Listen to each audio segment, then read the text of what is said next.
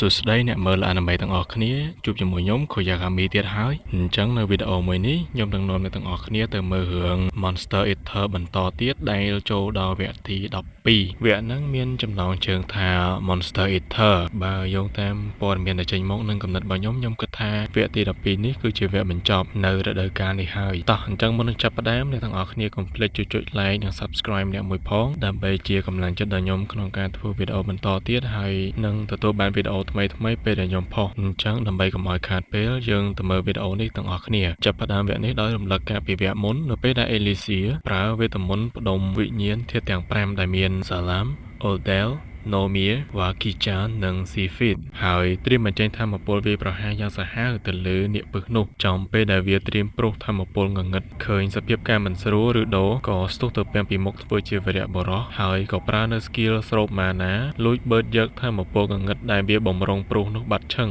ធ្វើឲ្យវាមិនទាន់ទប់ចំហទាន់ពេលនោះ Alicia ក៏ឲ្យឬដូថយចេញពេលនេះថាមពលទាំង5បានពេញនាងក៏បានលែងនៅថាមពលការចុះសម្រុងនៃវិញ្ញាណទាំង5នោះនឹងបានបាញ់បុកសម្ដាយចំកណ្ដាលមុខពេញទំហឹងផ្ទុះឡើងផ្សែងហុយទលោមក៏ប៉ុន្តែនាគចម្លែកនេះមិនងាយងាប់ងាយទេត្រូវមកក្បាច់មហាកម្លាំងបុកឡើងខ្ទៀតហើយនឹងរបួសធ្ងន់ធ្ងរហូរឈាមញាក់ញ័រពិតមែនតែវានៅតែឌឺមិនទាន់អស់ខ្យល់ងាប់ភ្លាមទេងាកមកមើល Alicia វិញគឺអស់ម៉ាណាពីខ្លួនរលីងឈរដើរមិនចង់រួចដកដង្ហើមហត់ឡើងចង់ដាច់ខ្យល់ទៅហើយឬដូឃើញអញ្ចឹងក៏ប្រាប់ឲ្យនាងទៅអង្គុយសម្រាកញ៉ាំទឹកអំពៅសិនទៅនិយាយលេងទេអ្នកទាំងអស់គ្នាគោលបំណងរបស់ឬដូគឺឲ្យនាងសម្រាកនិងរក្សាថាមពលតិចតួចដែលនៅសល់សម្រាប់ការពារខ្លួនរួចគាត់ខ្លួនឯងជាអ្នកចេញរ៉ាប់រងបន្តវេនឡើងវាយបន្តទៀតប៉ុន្តែចូលមកដល់ទឹកទី2នេះសត្វចម្លែកក៏ចាប់ផ្ដើមដឹងល្បិចអញ្ចឹងវាមិនព្រមឲ្យឈ្នះងាយទេវាបានវាយបកយ៉ាងលឿនហើយថែមទាំងមើលដឹងពីការផ្លាស់ទីរបស់ឬដូបានយ៉ាងត្រឹមត្រូវដោយ fan បានមើលរឿងនេះមុនអញ្ចឹង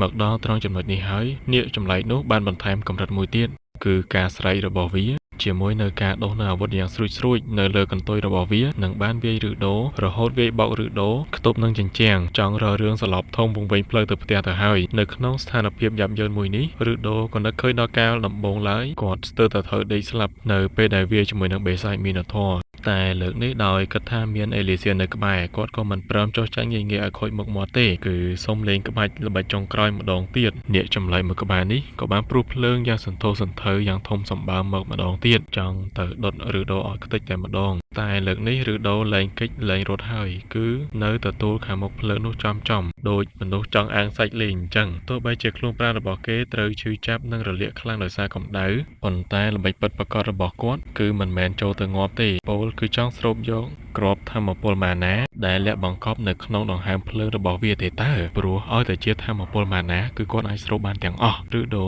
ស៊ូទ្រាំនឹងការឈឺចាប់ឡើងចង់ណែនទ្រូងរហូតដល់ស្រូបថាមពលបានពេញមកកាផ្លេនិងឡើង level ពេញគាត់ក៏អរគុណ Alicia ដែរដែលបានផ្ដល់ថាមពលទឹកមក support គាត់ពីក្រោយដែលធ្វើឲ្យគាត់មិនសូវក្តៅចុងក្រោយក៏ប្រមូលកម្លាំងទាំងអស់បុកថាមពលវាយបកទៅលើនាគចម្លែកនោះទាំងកំហឹងវិញបង្កើតបានជាមហាការផ្ទុះចុងក្រោយបញ្ចប់ការប្រយុទ្ធនេះដ៏រន្ធត់អញ្ចឹងក៏បានសម្លាប់នាគពឹសនេះងាប់បាត់ទៅតែចាញ់ថងថាពេលដែលបេសាចនេះងាប់ទៅឬដូអស់កម្លាំងដេកស្ដូងលើដីដូចគេបោះចោលអញ្ចឹង Alicia ឃើញអញ្ចឹងក៏ចង់ប្រើវេទមន្តព្យាបាលឲ្យតែឬដូប្រាប់ថាមិនអីទេខ្ញុំមានវេទមន្តក្បាច់បឺតឈាមគឺតាំងពីសម័យវេបេសាចលំដាប់អន់មកម្លេះចាំបឺតជាបេសាចងាប់នេះយកមកបំពេញកម្លាំងខ្លួនឯងវិញបន្ទាប់មកក៏ដេកសក់ក៏ក្អឹកទាំងពីរនាក់នៅលើដីធ្វើដោយកន្លែងហ្នឹងជាកន្លែងលំហែកាយអញ្ចឹង Alicia ថែមទាំងសរសើរឬដូថាមិននឹកស្មានថាខ្លាំងដល់ថ្នាក់នេះសោះហើយមិននឹកស្មានថានាងនឹងឬដូសម្រេចនៅកិច្ចការមួយនេះសោះក្នុងពេលនោះឬដូក៏នឹកឃើញដល់ដិតកាលគឺអ្នកផ្សងព្រេងលំដាប់អេសរាំងដែលបានជួយគាត់កាលពីនៅក្មេង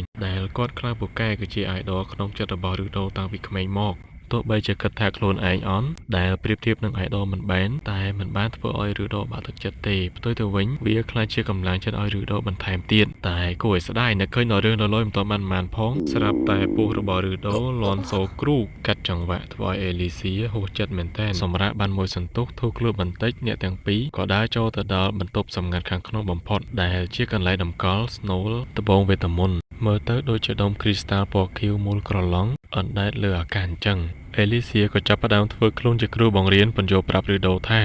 ឬដូដឹងអត់ធម្មតាគេមកដល់ទីនេះគ្មានអ្នកណាឈ្គូតទៅកំទេចដុំត្បូងនេះចោលទេព្រោះវាបង្កើតបានធនធានថ្លៃឲ្យយើងរើសមិនអស់ ចង់ទៅផ្ទះគ្រាន់តែដើរលើរង្វង់វេទមន្ត teleport ទៅគឺចប់រឿងបានហើយតែឬដូស្ដាប់ឲ្យធ្វើមុខស្មាររួតនិយាយថាបើទុកដុំនឹងចោលមិនយូរមិនឆាប់កូនអ្នកពឹសថ្មីវានឹងកើតឡើងមកទៀតបង្កើតការងារឲ្យយើងហត់វាយវាម្ដងទៀតជាមិនខានមុននឹងសម្រេចចិត្តកំទេចវាឬដូក៏អរគុណរូងភ្នំអាបេរីអូនេះដែលធ្លាប់ទាំងត្រូវគេធ្វើបាបទាំងលំបាកបំផុតតែវាជាកន្លែងដែលធ្វើឲ្យគាត់ជួបនឹងអេលីសៀនឹងស្គាល់ពីពាក្យថាមិត្តរួមក្រុមគាត់ក៏និយាយថាអរគុណហើយណារូងភ្នំហើយក៏លាគ្នាធំនេះដែរនិយាយចប់ក៏ដកដៃចាក់កំទេចដុំ Snow Crystal ពណ៌ខៀវនោះបែកខ្ទេចខ្ទីគ្មានសល់កាត់មកនៅក្នុងគៀលលោកគៀល Master បារម្ភពីឬដូនិងអេលីសៀមែនទែនដែលមិនទាន់ឃើញត្រឡប់មកវិញសោះគាត់ក៏ចាប់ផ្ដើមនឹកឃើញដល់រឿងចាស់ៗកាលពីមុនឬដូតែងតែត្រូវគេដៀលក្បាលនិងសើចចំអកថាជាអ្នករើសអេតចាយនៅក្នុងតំបន់ពុលគាត់បានត្រឹមលួចគិតនៅក្នុងចិត្តទាំងអាណិតផងទាំងអស់សង្ឃឹមផងថា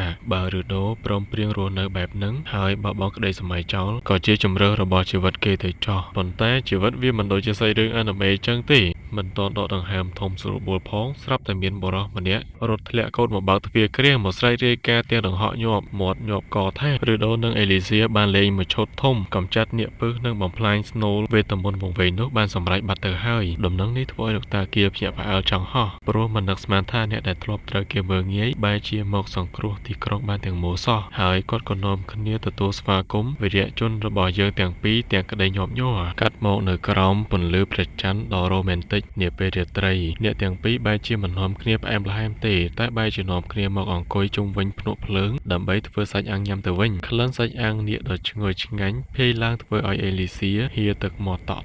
ទប់ចិត្តសឹងមិនជាប់សាច់នាគដែលឬដូយកមកអាំងនេះគឺបានមកពីការកាត់ទុកនៅពេលដែលសម្លាប់នាគនោះគាត់បានកាត់យ៉ាងច្រើនញាត់ពេញកាបូបវេទមន្តរបស់គាត់ហើយថែមទាំងរអ៊ូថាបន្ទាប់ពីវាយសម្លាប់នាគនេះរួចត្រូវប្រញាប់មកក្រុងវិញថែមទាំងត្រូវសមាគមហៅសួរចម្លើយដោយអ្នកទោសជាច្រើនដងធ្វើឲ្យគាត់មិនបានភ្លក់រសជាតិសាច់នេះទាល់តែសោះទើបយប់នេះសុកចិត្តវិនិយោគទិញខ្ទះនិងគ្រឿងទេសថ្មីៗដើម្បីមកធ្វើញ៉ាំឲ្យឆ្ងាញ់ម្ដងគ្រាន់តែខាំមួយម៉ាត់ភ្លាមឬដូរធ្វើមកដូចបានឡើងឋានសួគ៌ព្រោះរសជាតិវាឆ្ងាញ់ប្លែកផ្ដាច់ពីគេមានទាំងខ្លាញ់ផ្អែមដិតរលាយលើអណ្ដាតបូករួមទាំងសាច់ក្រហមមានជាតិផ្អែមធម្មជាតិទៀតឃើញឬដូរអង្គុយទំពាម្នាក់ឯងធ្វើមកមានក្តីសុខពេកអេលីសៀចាប់ផ្ដើមងក់ងល់ធ្វើមកគួរឲ្យស្រឡាញ់ផងខឹងផងរួចស្រែកគំហកទាំងអន្ទះសារថាឬដូរលំអៀងណាស់ញ៉ាំតែម្នាក់ឯងអត់គិតគ្នាទេនាងក៏បង្ខំឲ្យឬដូលេបឲ្យលឿនដើម្បីអាលនឹងនាំនាងទៅរកហាងសាច់អាំងលំដាប់ VIP នៅក្នុងក្រុងវិញម្ដងព្រោះមើលទៅនាងឃ្លានដាច់បាយដាច់ទឹកហើយអញ្ចឹងគួរតែត្រូវរកញ៉ាំអញ្ចឹងរឿងនេះបានមកដល់ទីបញ្ចប់នៅត្រឹមនេះហើយសង្ឃឹមថាវីដេអូនេះនឹងធ្វើឲ្យអ្នកទាំងអស់គ្នាពេញចិត្តទៅចុះអញ្ចឹងជួបគ្នានៅវីដេអូក្រោយទៀតបាយបាយ